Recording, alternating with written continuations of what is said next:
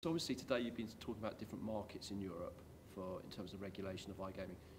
What do you see as being the most interesting European markets at the moment, or should we say the most challenging?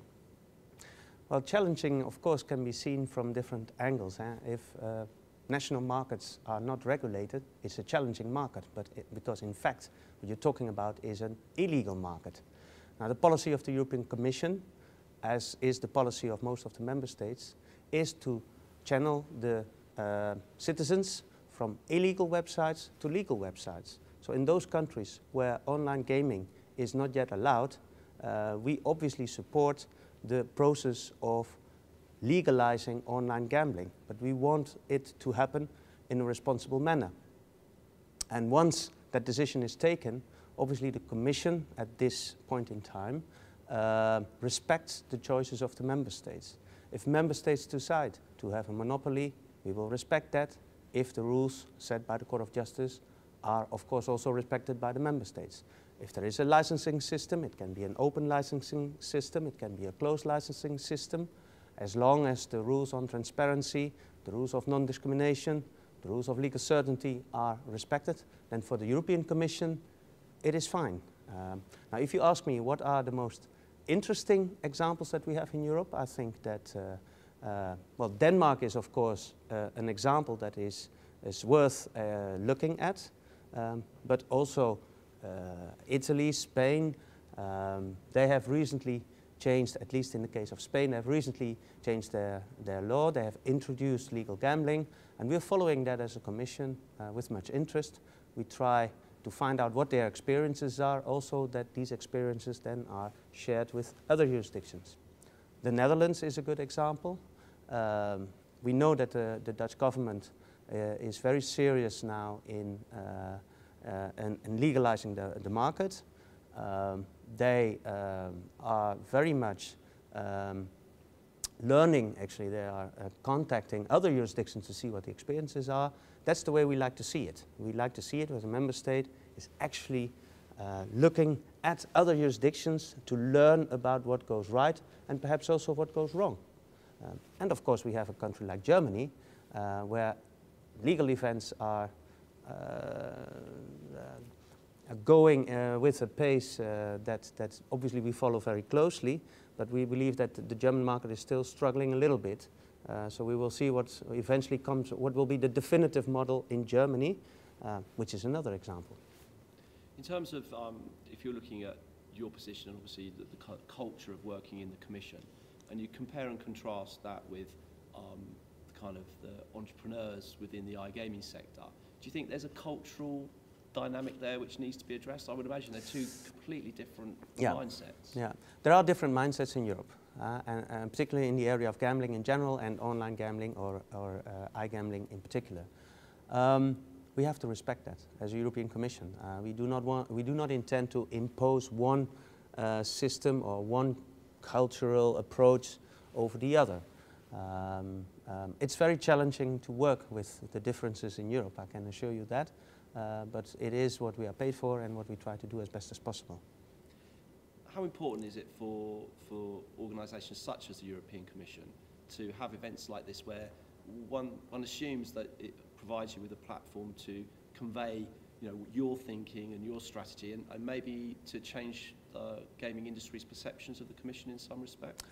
Yeah, obviously events like we have here this week in London, which is not one event, there are several events, the fair here, they are very important for us because it enables us to understand the gaming industries, to have contacts with the regulators, which we have already in another setting, but also with other representatives of member states,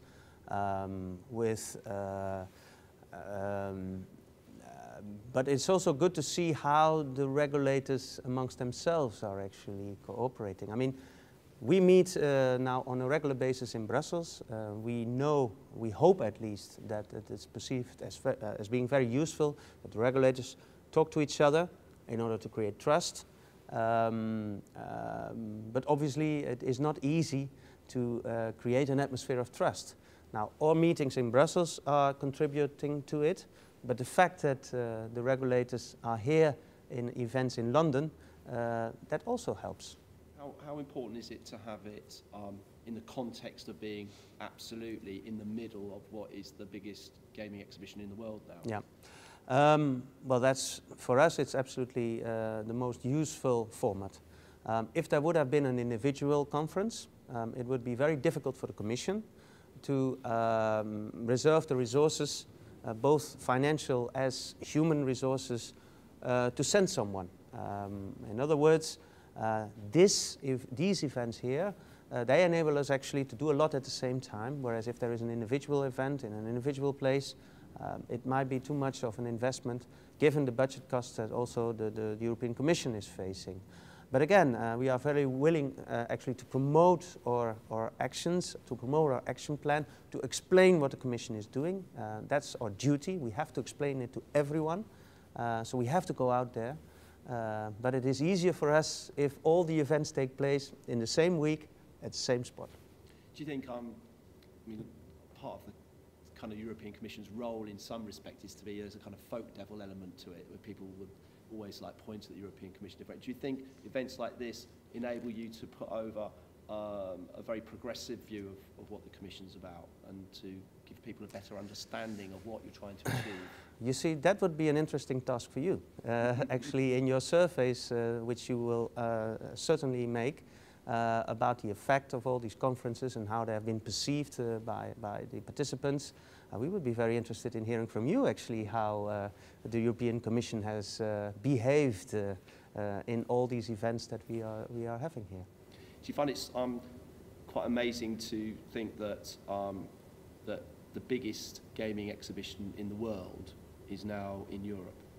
No, because Europe is a front runner when it comes to e-gaming in particular, gaming in general, but e-gaming in particular. I'm not surprised to see Europe and London in particular as the seat for the biggest event in the world.